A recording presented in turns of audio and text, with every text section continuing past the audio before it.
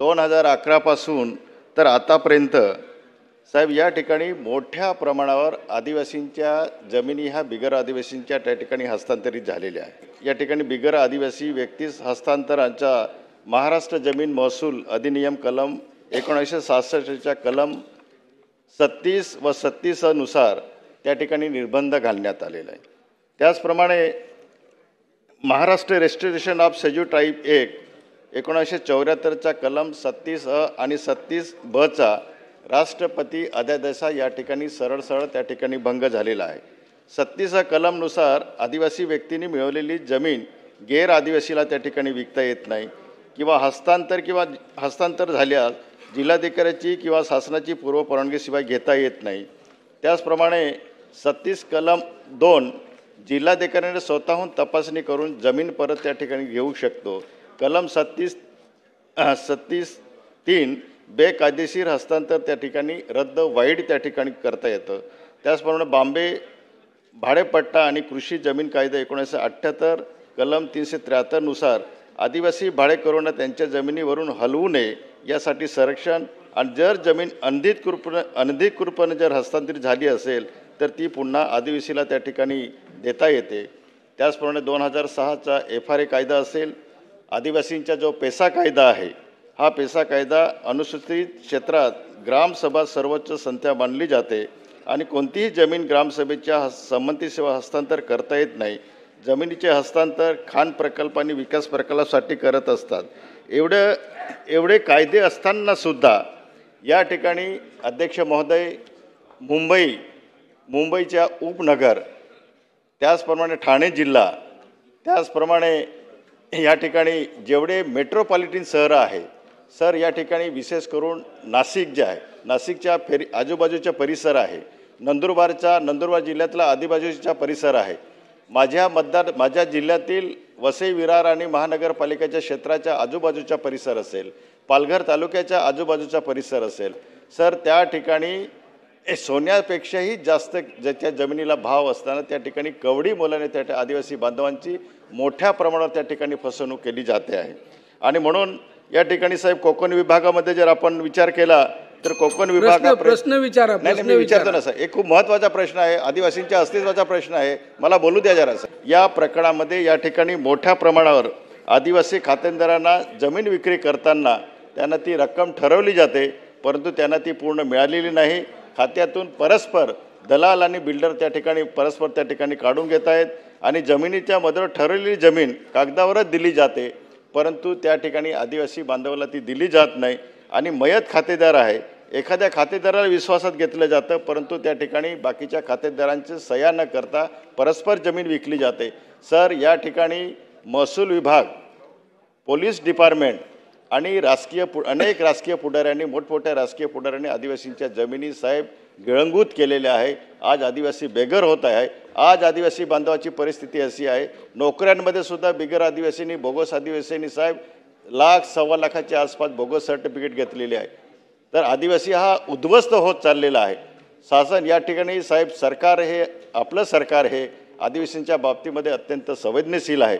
माझी आपल्याला या ठिकाणी साहेब विनंती आहे की आदिवासी बिगर आदिवासी जमीन हस्तांतरणाच्या बाबत बिगर आदिवासींचा हस्तांतरित झालेल्या त्या एकूण 1628 प्रकरणांची या ठिकाणी पुन्हा चौकशी करून अटी व शर्ती भंग झाली असल्यास संबंधित जे कोण प्रांत असेल, तहसीलदार असेल, इवन जिल्हाधिकारी जरी असेल सर, आपण त्या ठिकाणी त्यांच्यावर कारवाई करणार का, हा माझा एक स्पेसिफिक प्रश्न आहे। आणि आदिवासी जमिनी हस्तांतराच्या बाबतीत महाराष्ट्र जमीन खरेदी विक्री बाबत या ठिकाणी पारदर्शकता आणून आपण या जमिनीच्या संरक्षणाच्या बाबतीमध्ये आपण या ठिकाणी कायदा करणार आहात का, आणि त्या ठिकाणी जर त्रुटी आढळल्यास त्या ठिकाणी आदिवासी बांधवांना त्या जमिनी आपण परत करणार आहात का।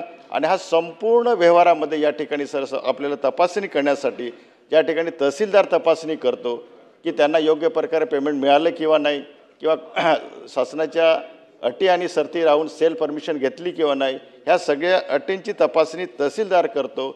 त्याऐवजी सर माझी आपल्याला विनंती आहे की जिल्हाधिकारी या दर्जाच्या अधिकाऱ्यांची त्या ठिकाणी आपण नेमणूक करावी।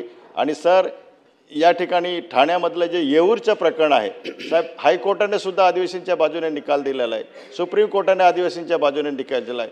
दुर्दैवाने पॉलिटिकल दबावाखाली किंवा अन्य कारणं याच्यासाठी साहेबांना त्या जमिनी त्यांना हस्तांतरित झालेल्या नाही। माझी आपल्याला कळकळीची विनंती आहे सर, माझ्या आपल्यावरती विनंती म्हणजे आपला विश्वास आहे की निश्चितच मी विचारलेल्या या प्रश्नांच्या बाबतीमध्ये आपण आदिवासी बांधवांना आपण न्याय द्याल अशी माझी अपेक्षा। माननीय राजेंद्र गावितजींनी अत्यंत महत्त्वाची लक्षवेधी, खरंच लक्षवेधीची गरज होती। खरं तर या ठिकाणी त्यांनी, आता मी त्यात जात नाही, त्यांनी संपूर्ण कायद्याचा उल्लेख जो मी करायला पाहिजे होता तो तुम्ही अभ्यास पूर्ण केला आहे, त्यामुळे आता मी त्यात जात नाही। पण एक गोष्ट खरी आहे की आपल्या राज्यामध्ये हा कायदा जेव्हा 74ला आला तेव्हा या ठिकाणी हा निर्णय घेतला होता आपण 2002मध्ये 2004मध्ये की 30 वर्ष म्हणजे 1/4/57 ते 6/7/74 1/7/57 ते 6/7/74 कायदा येण्यापूर्वी, आदिवासी प्रोटेक्शनचा जो कायदा आहे जमिनीचा, त्या कायदा येण्यापूर्वी या 30 वर्षात जर आदिवासीची जमीन कोणी लुटली असेल, त्यांचं त्या ठिकाणी हस्तांतरण केलं असेल तर पुढच्या 30 वर्षापर्यंत म्हणजे 2034पर्यंत ती तक्रार शासनाला अजूनही करता येतं। अजूनही शासनाने त्या ठिकाणी विंडो ओपन ठेवलेली आहे, त्याची आपण तपासणी करू किंवा त्याच्या तक्रारी अजूनही घेता येतात।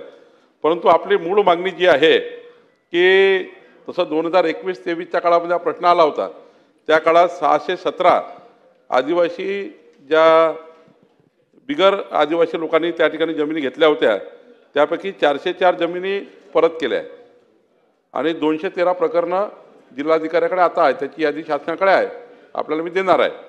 परंतु आपला मूळ प्रश्न आता असा आला आहे की आपण संपूर्ण 2011 ते 2025 पर्यंत या संपूर्ण काळातले 1628 प्रकरणं आपण सांगितले। या प्रकरणाची जे आपण कोकणातले 732 वगैरे वगैरे जे काही सांगितले आहे, तर याची जे 1628 प्रकरणाची कोकण विभाग आणि सर्वच विभागाच्या विभागीय आयुक्ताच्या मार्फत, आपण तहसीलदार कलेक्टर सांगितलं, मी विभागीय आयुक्तामार्फत हे 1628 प्रकरणाची विभागीय आयुक्तामार्फत संपूर्ण चौकशी लावून पुढच्या 3 महिन्यामध्ये हे जे चुकीचे हस्तांतरण झाले असतील, धमकावून झाले असतील, त्या ठिकाणी प्रलोभन दाखवून झाले असतील, त्या सर्व हस्तांतरणाबद्दल आपण त्या ठिकाणी संपूर्ण चौकशीचा पुढच्या अधिवेशनापूर्वी राजेंद्र गावित साहेब आपण या ठिकाणी आपला रिपोर्ट सादर करू। आणि तुम्ही जे दुसरं सांगितलं की जो आता याची तर जे हस्तांतरणाचा नियम आहे फार कडक आहे, सुप्रीम कोर्टाचे निकाल अत्यंत कडक याच्यामध्ये आहे, तर याच्यामध्ये तसं तर आपण 36 बाबी तपासल्याशिवाय ते आपण फक्त बिगर शेती, वाणिज्य आणि इंडस्ट्रीयल ज्या जमिनी आदिवासी बिगर आदिवासी करतो, शेती या जमीन तर करतच नाही, करू शकत नाही। शेतीला शेती जमीन फक्त आदिवासीच घेऊ शकतो, शेती जमीन बिगर आदिवासी घेऊ शकत नाही।